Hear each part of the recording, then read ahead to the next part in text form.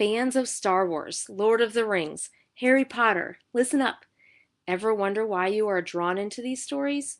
That's because they follow the same story pattern people have been following for years, the hero's journey. The archetypal or typical hero appears in all religions, mythologies, and stories of the world.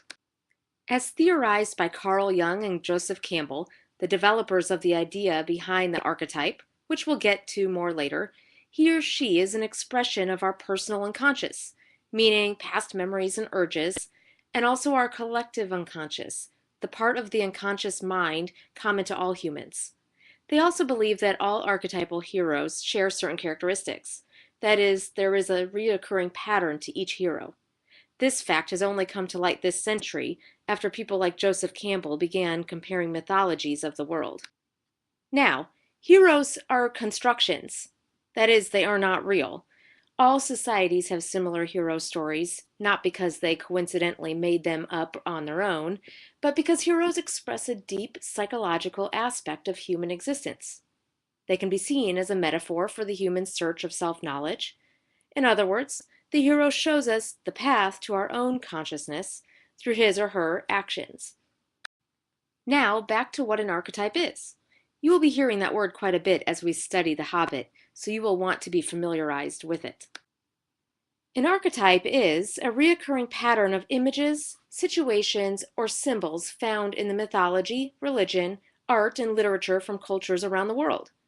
Archetypes tend to transcend or to surpass or exceed time and culture, so they stick around for quite some time. It's not just specific to a certain time period.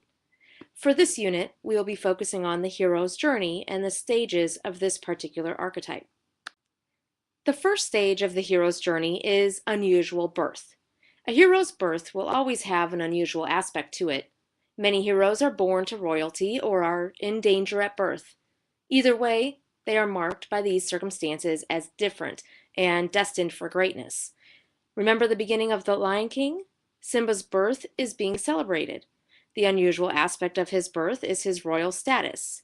His father, Mufasa, is the king of the jungle. Moses, in the Bible, wasn't born into royalty like Simba, but he grew up in the Pharaoh's household. Ramses II had decreed that all Hebrew males, babies, under age 2 be killed. So Moses' mother placed him in a raft on the Nile, where he was found by one of the Pharaoh's daughters. Although viewers of Star Wars must wait until the second movie to find out the truth about Luke's birth, hints about the unusual circumstances are given, such as the fact he lives with his aunt and uncle and didn't know his parents. Next, an event takes place that begins an adventure for the hero.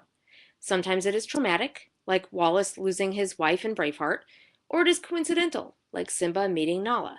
Either way, the hero begins his adventure. The journey may be voluntary or possibly involuntary. Shrek decides to rescue Princess Fiona, Harry enters Hogwarts, or Luke joins the rebel cause after stormtroopers murder his aunt and uncle. All examples of the call to adventure. The next stage is supernatural aid. After the hero has accepted the call, he encounters a protective figure who provides guidance in some way. This may be a wizard, an old man, a dwarf, a fairy godmother, a Jedi. The possibilities are endless. The aid may also give the hero information or a talisman to help the hero navigate the unknown. For example, Luke Skywalker receives the lightsaber and has Obi-Wan. Simba sees Mufasa in the sky and has Rafiki, a medicine man-like character, to help him. And Harry Potter has his wand. The next stage, crossing the threshold, is the jumping off point of the adventure. This also marks the boundary from the known to the unknown. There's usually a presence which blocks the way. This could be the hero's parents, it could be friends, or even their own inner fear.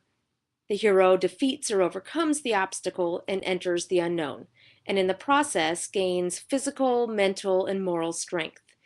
The hero cannot return to his original world without going on the journey.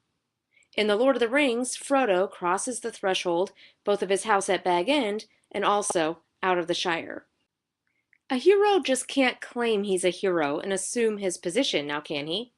the hero must prove to himself and others that he is the true hero.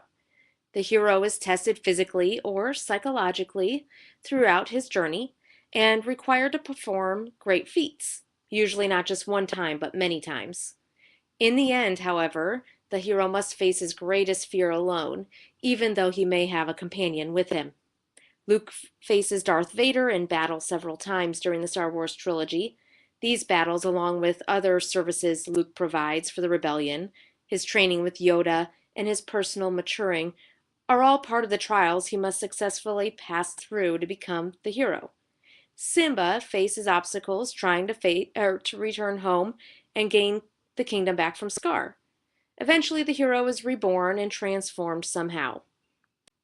This next stage can be a bit confusing for some.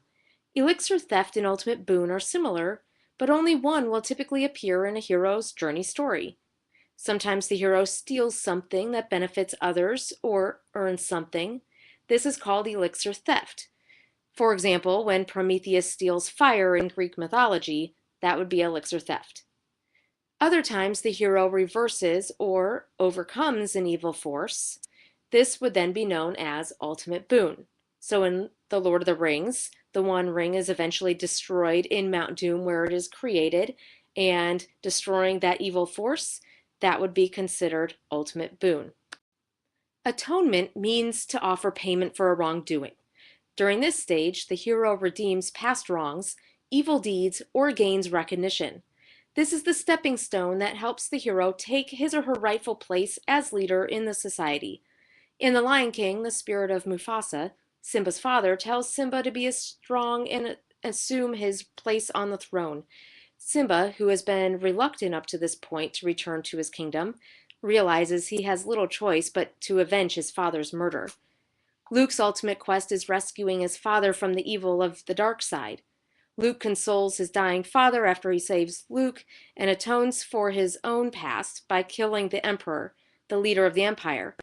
Luke chooses to be good, the opposite of what his father chose, and therefore atones for his father's sins.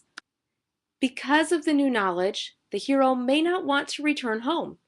Once the hero returns, he is now a product of two worlds, the old self and the new, with strong powers, and is meant to somehow restore and heal society.